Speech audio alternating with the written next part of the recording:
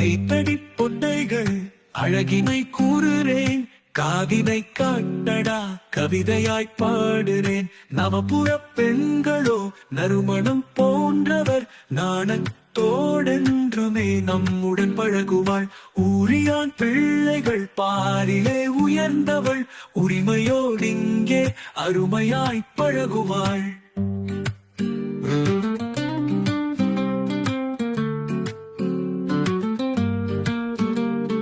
ராசபுரி பிள்ளை ரம்மியமானவள், ராவானால் வீட்டிலே அமைதியாய் இருப்பவள்.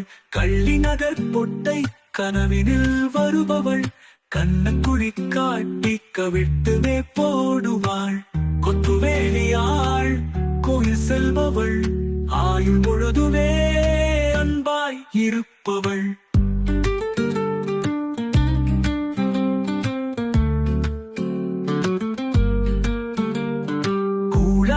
புட்டியாள் மயிலுக்கு ஒப்பிவள், அழகினை கூட்டியே நாட்டியம் ஆடுவாள். வடிசாலை பெண்களோ வடிவுக்குள் அடங்குவாள், வருடம் முழுதுமே வருணிக்க கூடியவள். செம்பாட்டு பிள்ளைகள் செழிப்புடன் வாழ்கிறாள், சேர்ந்தவனோர் இங்கே சந்தோஷமாகின்றாள்.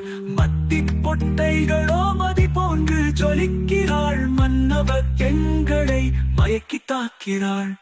மூத்தாங்களட்டியாள் முடி நீளம் உள்ளவள், முகத்தை காட்டி நின்று அகத்தை பிழிகிறாள்.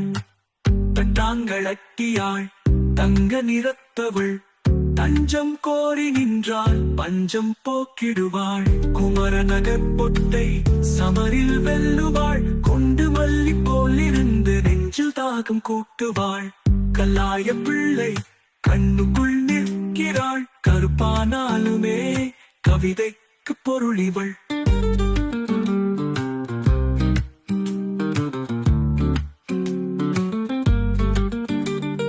நாவற்குழியாலெல்லாம் நமையாளும் தேவதை, நல்ல பெயரெடுத்து வையத்துள் வாழ்கிறாள்.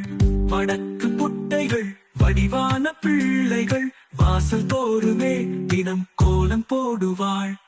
கிழக்கின் தேவதை எம் குலத்தின் தாமரை, அழகை அளக்க முடியாத எம் அழகு தேவதை. தெற்கின் பிள்ளைகள் பொற்சிலையாய் மின்னுவாள், அற்புதங்கள் பல செய்து எம் மனதை கொல்லுவாள்.